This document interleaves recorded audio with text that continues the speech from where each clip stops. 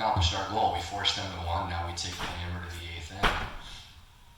Between innings, what kind of conversation do you have amongst yourselves? We usually just talk about what our goal is for the end. If there's something we need to clear the air about real quick, about a shot that we weren't real sure if we should have played that one or not, we might do it really quickly. Usually we try to save that for after the game. But mostly it's just, okay, what's our plan for this next end? What are we going to do? And for this end, it's pretty cut and dry. It's just we're going to attack them like crazy and try to get 2. So the fact that they went to a high center on their first tells us immediately that they're planning to throw a second center on the second. Now we're playing a tick shot to try to get to 2 corners, but we're only throwing with back 8's weight. So this gives us options. If he ends up not ticking the rock and it goes to the back of the 8-foot, then that's still a good spot for us with that guard so high.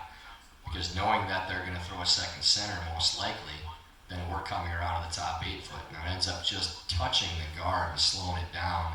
So he might have been through the house. It was really close. Instead it ends up in the back of the 8s, which is not a bad result for us at all.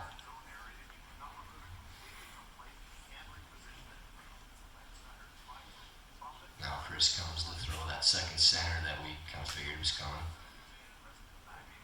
So Landsteiner's second shot in this end ends up being a huge shot for the rest of the end, because we're trying to take that draw away from them at this point. But we don't want to go so deep that they can play the freeze and kill the end. So top of the button is not where we're going to put it, more where we want to be here. Then they freeze on us, and 2 is going to get pretty tough. Love Steiner's 100% accuracy on 1 takeout. You gotta look closely at the stats. Yeah. So here we're just trying to get the full 8-foot underneath those center guards. If it's top 12s, then they can come around it. If it's top 4s, they can freeze on it. So 8s is absolutely ideal for us, and Steiner makes it perfect. And that's a huge shot for the end now, because that cuts off their draw line.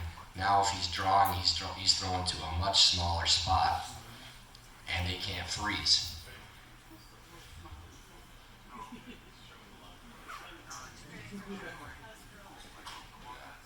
He's jumping out of his shoes.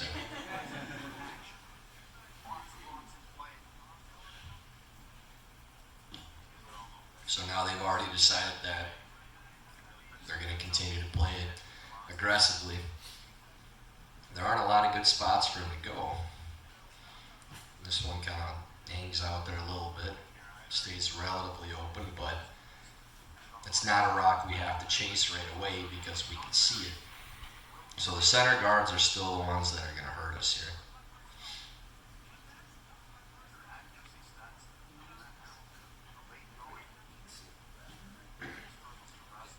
So first thing we do is just rip the high one. We're going to make them replace, because again, that rock is open.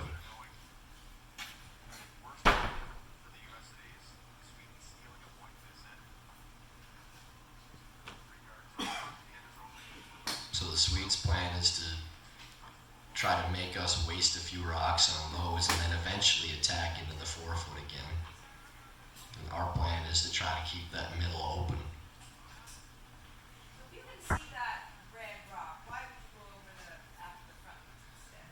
Well, if we hit that at this point, they still have 2 center guards up and there's still a lot of end left. They didn't make that one really good, right? We're happy with them having that be their rock in the 4-foot. Now, if we hit the back stone, then they're going to throw up another center, and eventually they're going to draw around again and try to get better position like the top of the button. So as long as that's their counter right now, we're happy with that. Well, if it's top 12, then we double off the 2 guard. We double off the tight center and the one at top 12s. Now they have no protection. So they need to keep these as separated as they can. So again, had we left those two guards and hit the back stone, he's coming right around again, and this time he might make it on the button. We don't want that. We want their best rock to be one that we can see until later in the end. So now we've decided we're going to play through the house weight, close to hack, to try to chip this one over and roll into the rings too, because the center guard is the one that hurts us more than the high one. And Matt pinches this one a little bit and ends up making maybe the longest tick split I've ever seen.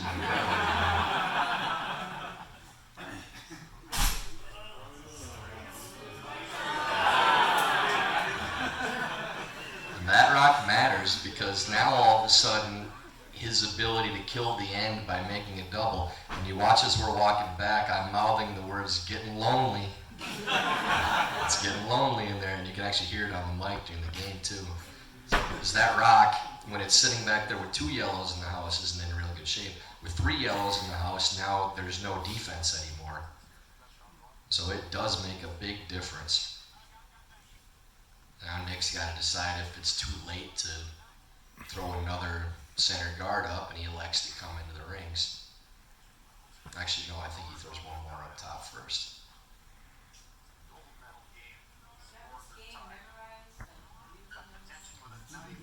I got a pretty good recollection. I've seen it a couple of times since too.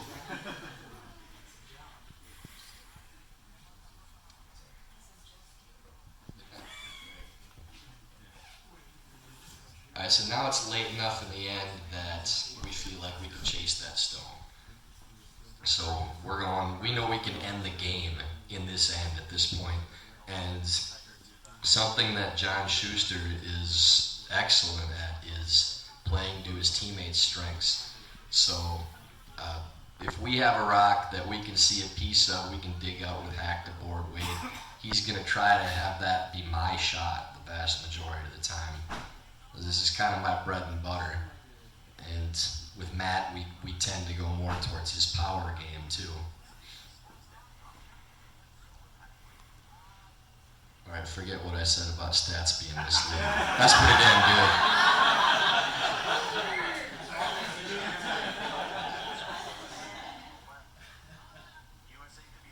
So this line was kind of a tricky line. It hung out on every single shot that we played in the 6th and the 8th until this one, where right here it takes a jump. So what if they try to freeze on your 8-foot yellow instead of the high ground? Freeze on the one in the top 8s? Yeah, that shot would have been there. Well, if they freeze in the top 8s, we draw on the top 4s around it, and now they have nowhere to go. So the jam here isn't great, but it's not bad at all. We're still sitting 2, and they're in the back of the 8 foot. So that was definitely the side we wanted to be on, as opposed to thin and rolling out. So we were a little frustrated with it, but it's actually a very good result. Because again, we'd like to score as many as we can, but 2 probably wins us the game. We're probably 90% to win the game if we score 2 this end. And that's what we're trying to keep in mind, even with all these other counters in there. So he was a little deep, so we had to try to get really close to that one of the top 8s, and ends up ticking and spin into the back of the button, which gives me almost an identical shot to the one that I just threw. And if you're a lip reader on this one, you can tell what I'm not happy with John. Curling 101, watching this shot here. If you jump a rock out of a shooter's hand, you better be right.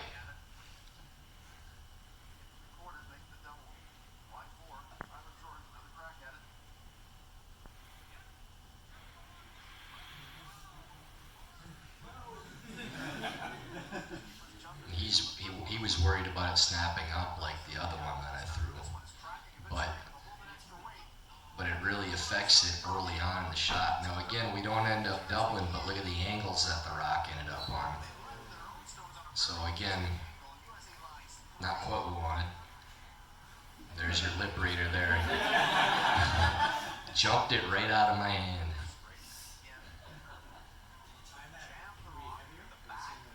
The weight was pretty close to the same. I think it was a touch heavier, but that was kind of the idea because we're trying to move both those stones. But again, I mean, we're now sitting 3 and dead gone down to that back stone. So he can't really play a hit and roll.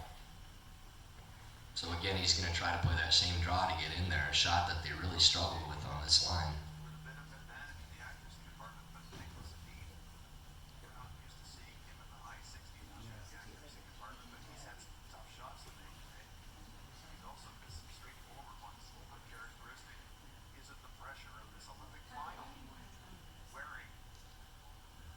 The question was, why didn't he play the other turn? Uh, I'm guessing that the reason he didn't is because he thought he knew this line. The angle probably played a little better for him to play the in-turn, but I don't remember the last time we played that line in the 6th and the 8th, so I think that was probably part of it for him. He felt like he was comfortable with the speed, which he threw great weight on that shot, but again, a little bit of a guess on if it was going to snap up at the end or not. But yeah, the in-turn definitely was there too. I think it's more important that he makes whichever shot he plays, but he was probably more comfortable with that line.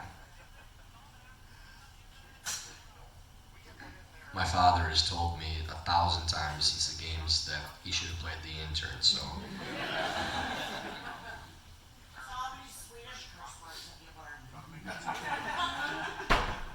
I don't think I know any curse words. I know a couple of cheers. That's about it.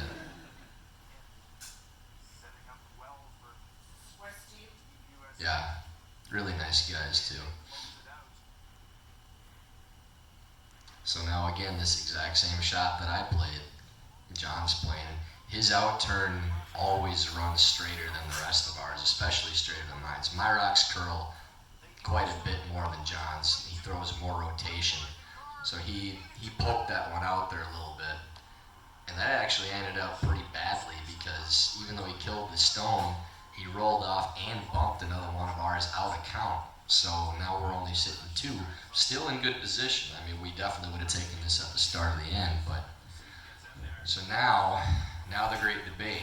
We've talked about this one many times about what Nicholas should have done. If he makes the roll with the shot that he ends up playing, we probably have to play off of our own for 2 because we know if we make it, we likely win the game.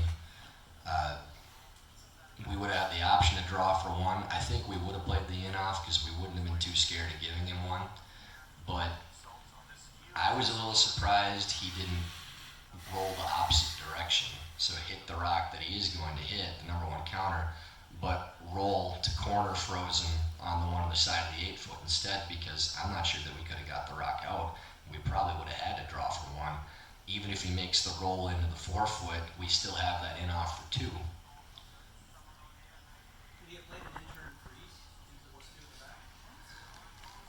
There's no in-turn freeze. He could play the in-turn draw, but the way that hole is staggered, there's no way he could throw a draw into there and get it to stop. It over curl. Yeah, the hole's not there for that weight.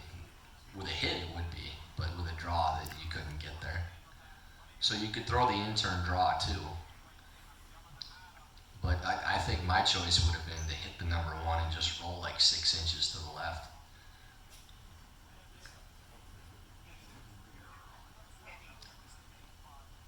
Regardless of which shot he makes, he has to get the roll either way.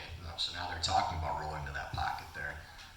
And now they're looking to see, okay, if we do that, does he have a run? Can he get by the guard to make it? Which I don't think we did.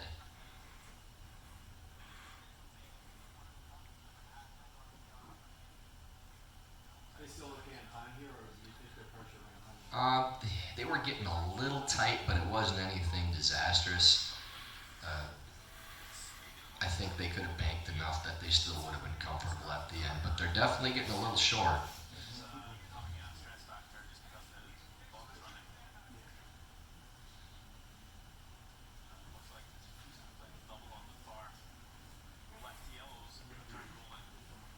So he has his broom way up high there, but he is playing the hit and roll to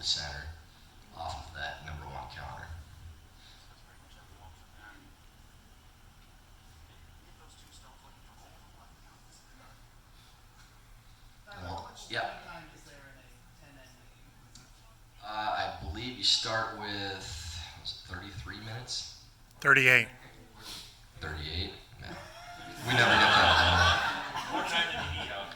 long. I was thinking an 8-end game. So, under rolls and leaves it in almost the worst spot he could outside of rolling out.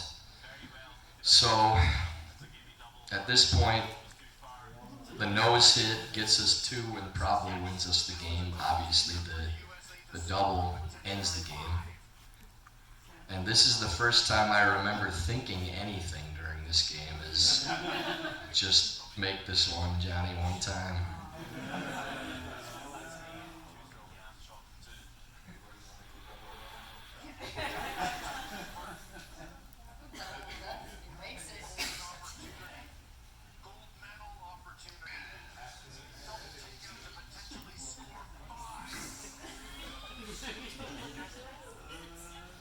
We call clean out of hand, which is a great sign, and then on for a bit, and then clean again at the end.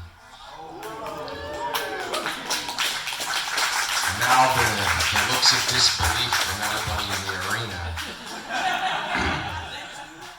Yeah. Yeah. I think, yeah, it was. It happened right there. That's where I pumped my fist so hard, I lost the feeling in my arm up to my elbow.